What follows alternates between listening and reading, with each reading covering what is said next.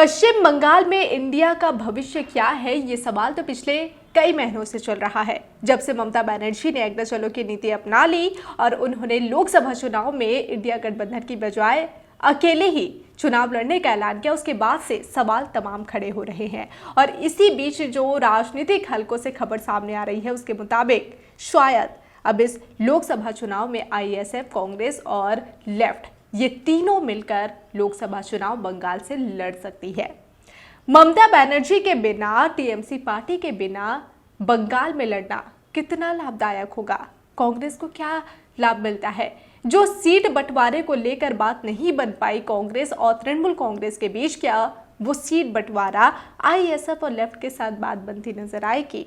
बंगाल में इंडिया गठबंधन बिखर गया है। तृणमूल ने राज्य की 42 लोकसभा सीटों पर अकेले उम्मीदवार खड़ा करने का ऐलान किया है।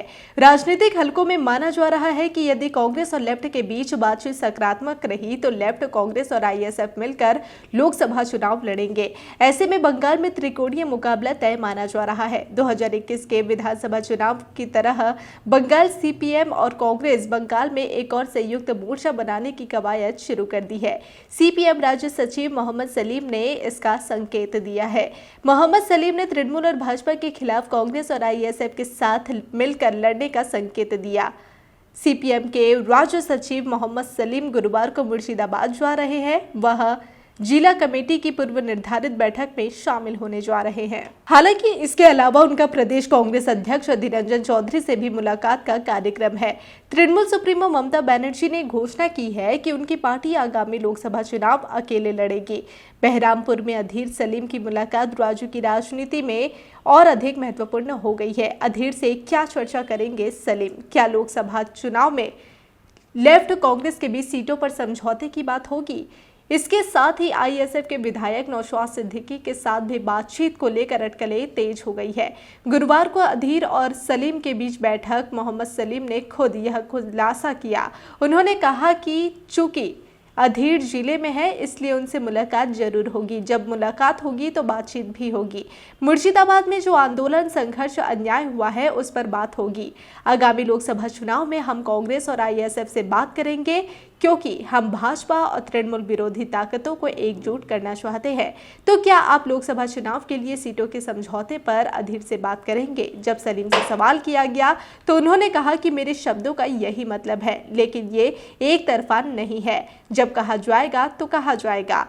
हम हर चीज के बारे में बात करेंगे। बंगाल में त्रिकोणीय मुकाबले के आसार नजर आ रहे हैं। बंगाल में लोकसभा की कुल 42 सीटों में से तृणमूल का 22 पर, बीजेपी का 18 पर और कांग्रेस का 2 पर कब्जा है।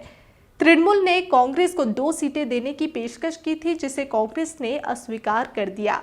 उसके बाद ममता अकेले चुनाव लड़ने का ऐलान कर चुकी हैं। बहरहाल देखा जाए तो लोकसभा चुनाव से पहले अब त्रिकोणीय मुकाबले की खबर सामने आ रही है। बहरहाल ये तो देखने वाली बात होगी कि लोकसभा चुनाव में इंडिया गठबंधन का भविष्य यहाँ बंगाल में क्या दिखता है। लेकिन जब से ममता बनर्जी ने अकेला चलो की नीति अपनाई है, जब से उन्होंने ये ऐलान किया है कि वो अकेले ही काफी है बीजेपी को इस बंगाल से हराने के लिए, इसे लेकर हमने देखा था कि कांग्रेस बार बार यहाँ पर कोशिशें करती रही, हर कोशिश नाकाम नजर आई। हालांकि बीच में जो खबर सामने आई थी कि 2 की जगह 5 सीटें देने के लिए ममता बनर्जी राजी हो गई थी, लेकिन अभी भी कहीं ना कहीं से बात सीट बंटवारे को लेकर नहीं बन पाई है। यहाँ हम आपको बता दें कि जो इंडिया गठबंधन में फूट हमने देखा था पिछले बार जो 5 राज्यों में विधानसभा चुनाव हुए थे, इस दौरान भी हमने देखा था कि कुछ राज्यों में बात नहीं बन पा रही थी। और इसी बीच जब ये विधानसभा चुनाव संपन्न होते हैं तो इसके बाद हम देखते हैं सीट बंटवारे का मुद्दा है। सीट बंटवारे को लेकर हमने देखा कि किस तरह से कई राज्यों में यहाँ पर फूट देखने को मिल रही है। कुछ इसी तरह की परिस्थिति हमने देखी। पश्चिम बंगाल में कहीं से भी बात सीट बंटवारे को लेकर नहीं बन पा रही थी। ममता बनर्जी 2 से ज्यादा सीटें देने के लिए राजी ही नहीं थी। दूसरी तरफ अधीर रंजन चौधरी, जो कि बंगाल कांग्रेस इकाई के जो प्रदेश अध्यक्ष है, उन्होंने साफ कहा था कि उन्हें इनकी भीख नहीं चाहिए, ममता की कोई भीख उन्हें नहीं चाहिए। क्योंकि 2 सीटों से क्या होगा, क्योंकि कांग्रेस चाहती थी 8 से 10 सीटें, लेकिन ममता बनर्जी जो कि 2 सीट पर ही अड़ी रही। हालांकि जब उन्होंने अगला चुनाव की नीति अपनाई और उन्होंने साफ ऐलान कर दिया कि अब वो चुनाव नहीं लड़ने वाली, नहीं लड़ने वाली इंडिया गठबंधन के साथ इस बंगाल में। इसके बाद हमने देखा कि जो कांग्रेस है, कांग्रेस हाईकमान का झुकाव लगातार ममता बनर्जी की तरफ था, तो वहीं अगर बंगाल इकाई की बात करें तो अधीर रंजन चौधरी का झुकाव लेफ्ट की तरफ था। हालांकि मोहम्मद सलीम की अगर हम बात करें, जो लेफ्ट पार्टी है, हम सभी जानते हैं कि बंगाल में तृणमूल और माकपा दोनों के बीच 36 का आंकड़ा है। जहां पर तृणमूल हो वहां माकपा कैसे रहे, और जहां पर माकपा है वहां तृणमूल कैसे जाए।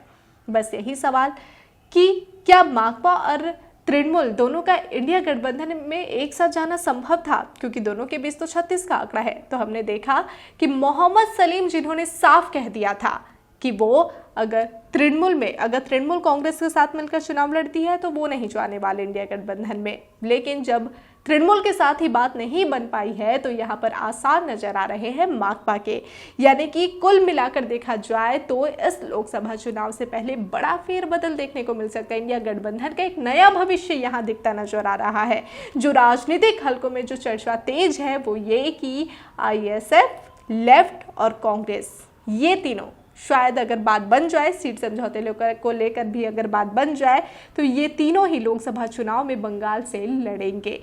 42 लोकसभा सीटों पर ये चुनाव काफी जबरदस्त होने वाला है। ये तो आने वाला कल ही बताएगा कि आखिर क्या होता है लोकसभा चुनाव का भविष्य, कौन आती है केंद्र की सत्ता में। हमने देखा कि केंद्र की सत्ता में जो बीजेपी काबिज है, इसे हटाने के लिए, बीजेपी को सत्ता से हटाने के लिए इंडिया गठबंधन बनाया गया। जिस शख्स ने इंडिया गठबंधन बनाया वही शख्स ही इंडिया गठबंधन में नहीं रहे। जी हाँ, हम बात कर रहे हैं नीतीश कुमार की।